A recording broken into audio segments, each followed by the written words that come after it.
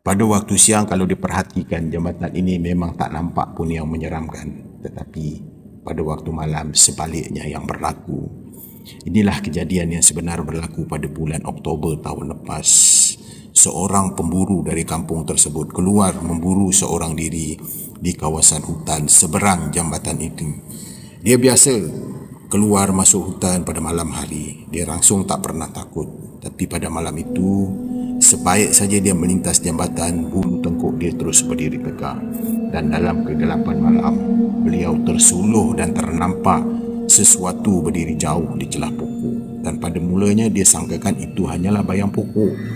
Kemudian muncul lagi lembaga yang kedua yang agak tinggi dan kurus.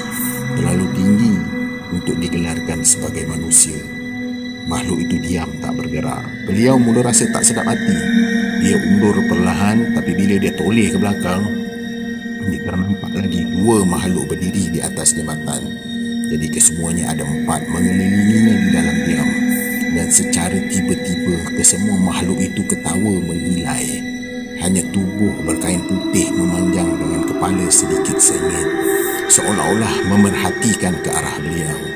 Dan tiba-tiba salah satu daripada makhluk itu melangkah, tapi bukan berjalan. Dia hanya meluncur ke arah beliau. Beliau tak tunggu lama. Dia terus lari, dan sepanjang larian dia terdengar bunyi di belakang. Bukan bunyi tapak kaki, tapi bunyi seperti ranting yang diseret maju, dan semakin lama semakin dekat. Beliau tak berani toleh ke belakang. Dan sebaik saja sampai di salah satu hujung jambatan, dia terasa sesuatu menyentuh belakang lehernya. Dan udara terasa sejuk, dia rasa menjengkam di bahagian tengkuk dia. Dia sempat saja sampai di rumah, dia terus masuk empaskan pintu. Dan pada keesokan hari dia, isteri beliau, dia terjumpa satu kesan merah melekat pada baju beliau. Tapi ianya bukan tapak kaki. Dan beliau tak fikir panjang, dia terus membuang baju tersebut. Dan sejak daripada malam itu, beliau tak pernah lagi memburu di sekitar kawasan itu.